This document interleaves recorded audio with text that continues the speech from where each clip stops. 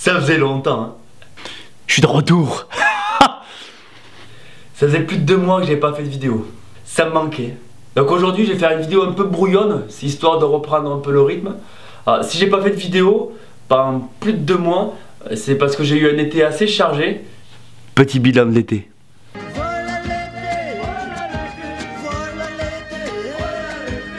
Bon, l'été, niveau boulot, c'est vraiment la grosse période. J'adore ça. Entre les chantiers jeunes, les animations à gogo et surtout les séjours. Ah, les joies des colos. Lâche-moi! Écoute Benoît, les piscines c'est pour les enfants. Normalement tu devrais aimer aller à la piscine. Tu comprends? Mais tu sais ce que t'es? T'es le roi des cons au pays des emmerdeurs. Un petit con, casse-couille, qui prend la tête, d'accord? Hein? Un espèce de petit enculé de merdeux qui chiale sa race toute la journée. Voilà ce que t'es, connard! Connard! Connard! Casse-toi! Ça suffit de rester planté là. Toi, tu viens avec moi. Connard! Petit enculé de merde! Cet été, j'ai fait 2 séjours. Un à Damazan avec 19 enfants et on était 4 animateurs. Et un à Biscarrosse où ils étaient 8 enfants et on était 2 animateurs. Sachant qu'avec les ados, c'est un animateur pour 12. Niveau taux d'encadrement, on est bon. Biscarrosse, c'est le camp, le dernier camp avant que je parte en vacances. C'est-à-dire c'est début août, après j'ai 2 semaines de congé. Les gens s'en foutent en fait. Ça, tu vois, c'est pas intéressant. Biscarrosse, c'est le camp que je fais juste avant de partir en congé. C'est la récompense de toute l'année. Je pars avec 8 jeunes seulement.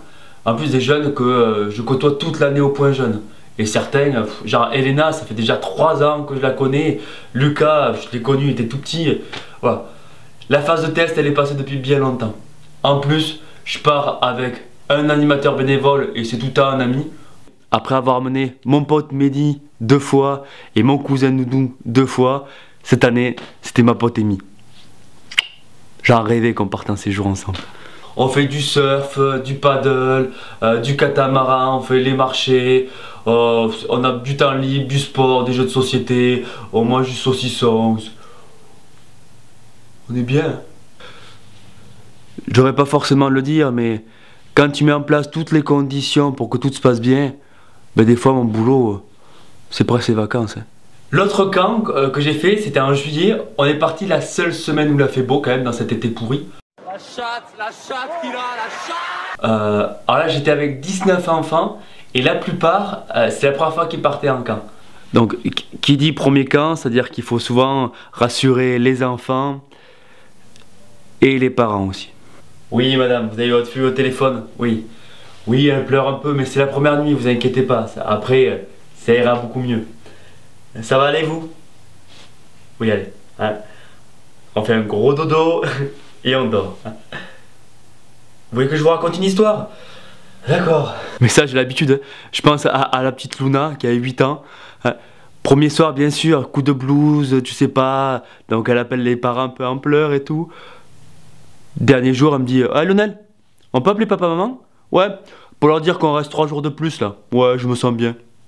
Allez, je peux vous dire, il s'en est passé des anecdotes. Hein. Je vais vous en raconter quelques-unes. Pêle-mêle. Premier jour. Ouais, premier jour complet, bien sûr, t'es réveillé à 6 h du matin. Oui. T'as beau prévenir les jeunes qu'ils sont en vacances, à 6 h ils sont au clic et c'est bon, ils foutent le bordel. Bon, t'es obligé de hausser le ton hein, pour remettre le cadre. Hein. Et toi, qu'est-ce que tu branles, toi? 3,24. Oh. 3,24, tu vas aux Jeux Olympiques, tu fais quoi? Tu vas conduire le car là-bas? Mais comme ça suffisait pas, il y a un mec de l'entretien que je croise et il me dit oui, c'est vous le responsable de la colo? Oui, oui. Bon, j'ai repris les gamins ce matin parce qu'ils faisaient les cons et tout. Oui, vous avez bien fait, monsieur, vous inquiétez pas, comme ça ils vont comprendre aussi. Voilà, la situation s'est réglée tranquillement. Sauf que le problème, c'est que le mec, il avait pas eu assez sa dose. Il fallait montrer qu'il avait une grosse paire de balls et qu'il avait de l'autorité. Donc 2 heures plus tard, je le vois en train de discuter avec Florie, une des animatrices qui était en stage, tout juste 18 ans. Il lui prenait la tête, tu vois, devant les gamins. Je passais tranquillement, et là, jette un œil, et là, je vois Florie avec le mec le mec qui lui prenait la tête, Florie qui doit faire 1m62, sauf qu'elle a fait du karaté. Et là, je voyais Florie qui était contractée, t'as l'impression que dans ma tête, elle allait lui faire ça au mec.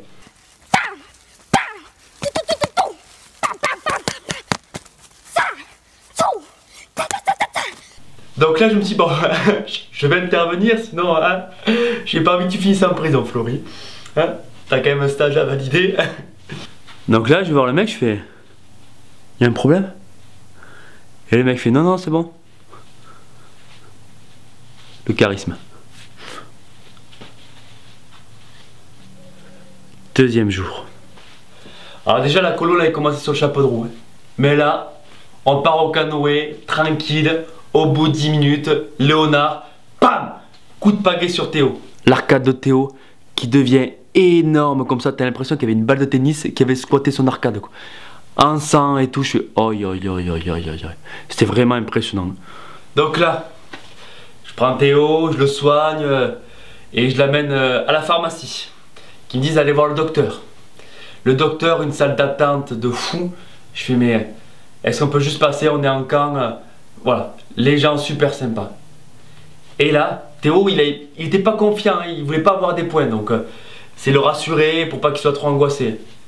Et là, on arrive, le docteur nous reçoit. Là, on rentre dans la salle du docteur. Bon, le docteur, tu te demandes comment il fait pour pas être encore à la retraite. Ouais, c'était... Donc, autant vous dire que sa pédagogie, elle datait des années 40, quoi. Donc il était là, bon rentrez, là j'ai pas de temps, il y a du monde et tout, vas-y, qu'est-ce qu'il y a gamin, allez viens là, hein. Oh mais l'arcade, je vais te soigner tout ça là, pam.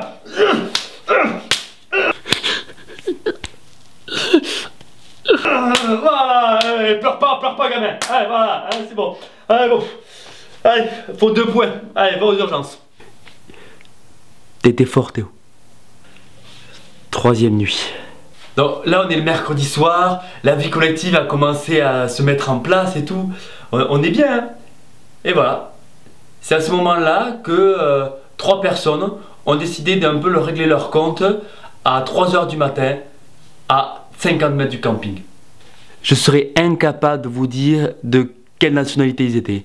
Ils parlaient un mélange entre portugais, espagnol, polonais, français, c'était étrange. Donc en fait, de 3 h à 4 h 30 du matin, on a entendu ça. Ma, c'était qui cette fille dans la voiture? C'était ça. Oui. C'est moi la pute. La nuit fut courte. Trop courte. Mais quand même, tout est bien qui finit bien. On a fini le dernier soir par une veillée un peu au crépuscule et on a fini par manger des chamallows grillés. Voilà, on était bien. Oh, la belle vie, sans amour, sans soucis, sans problème. Durant cet été et mes vacances, j'ai trouvé 2 choses que je désirais depuis longtemps. Une maison et un billard. Rien que ça. Pour la maison, ça faisait presque 3 ans que je cherchais. Et bon, je vous raconterai toute l'histoire dans une autre vidéo. Pour le billard, ça faisait plus d'1 an que je cherchais. Bah, j'ai toujours adoré le billard. Dès qu'il y en avait dans un bar, je faisais une partie. Et puis, je sais pas, il y a quelque chose d'assez envoûtant dans le billard. L'objet en lui-même est beau. Hein. Tu vois, dans les films, par exemple, je trouve que ça amène une ambiance particulière. Mr. Finch, are you trying to seduce me? Yes, ma'am, I am.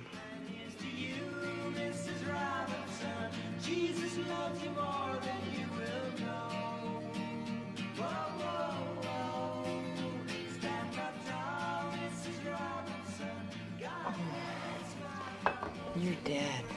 Oui, allô, de la maman de Stifleur, c'est Lionel. Oui, oui, je vous appelais parce que j'ai acheté un billard. Si vous voulez venir le voir, vous pouvez. Hein. Il est pas beau. Rouge et blanc, j'aime bien ces couleurs. En fait, je regardais sur le bon coin, sans trop d'espoir. Et là, je l'ai vu.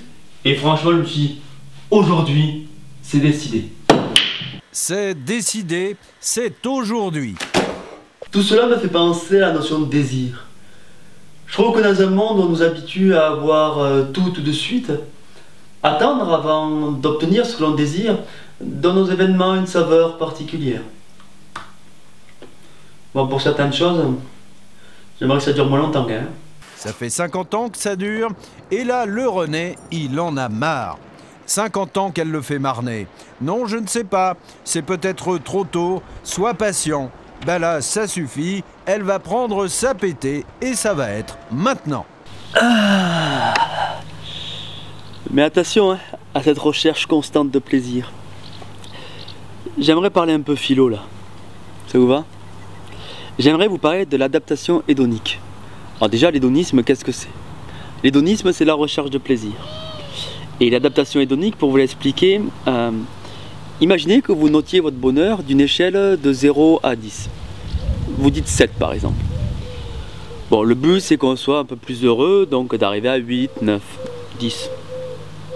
Pour ça, des fois on se dit souvent que si j'avais ci, si j'avais ça, je serais plus heureux. Donc on fait tout pour avoir ci, pour avoir ça. En effet, une fois qu'on obtient ce qu'on veut, on est plus heureux, mais que de courte durée. On revient très vite à notre niveau de bonheur initial, quoi. En fait, il y a juste l'effet nouveauté qui nous fait rendre un peu plus heureux. Je pense que les mecs dans la pub ou dans le marketing l'ont compris depuis bien longtemps. Donc en fait, je pense que la seule façon pour être heureux et pour être plus heureux, c'est déjà d'accepter et d'apprécier ce que l'on possède déjà. Ça fait rêver, non?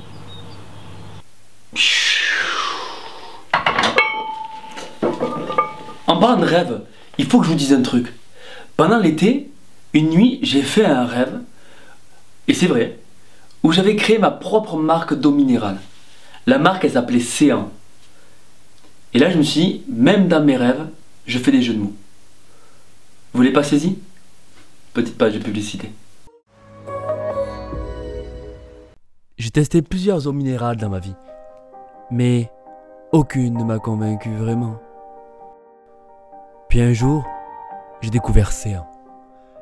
Une eau riche en oméga 3, 6, 9, 12, en fer, en magnésium, en calcium, en potassium, en tout ce qui finit en homme. Une eau 100% naturelle, ça coule de source. C'est l'eau que mon corps avait besoin. L'océan, c'est pas la mer à boire.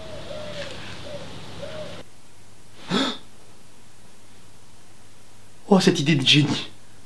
Et aussi pendant les vacances, j'ai surtout accueilli beaucoup de monde à la maison, beaucoup d'amis qui avaient juste besoin de changer d'air, s'extirper un peu de la routine que l'on s'impose. Je suis content de l'avoir offert une bouffée d'air frais. Un peu plus tôt dans la vidéo, je vous disais qu'il était important d'apprendre à apprécier ce que l'on a déjà. Avec mes amis, je suis exactement dans ce mood-là. Même si on fait des choses pas extraordinaires, en fait, j'ai pas envie d'être ailleurs. Vous êtes venu comme si c'était votre maison. Par moments, je crois que ça faisait 10 ans qu'on était en colocation. Cultiver la joie de se revoir comme c'était la première fois. Se quitter en se serrant dans les bras.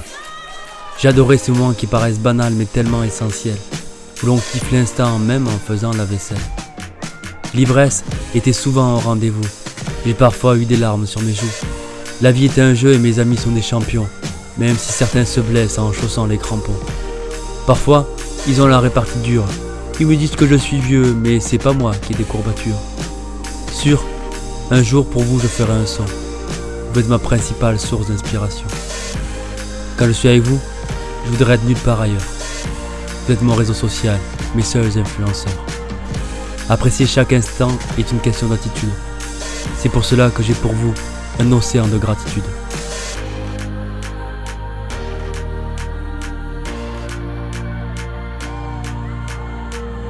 Donc voilà, ma motivation première pour faire cette vidéo, c'est de dire tout simplement à tous mes amis, merci. Merci. C'est votre dernier mot? C'est mon dernier mot, Jean-Pierre. À très vite.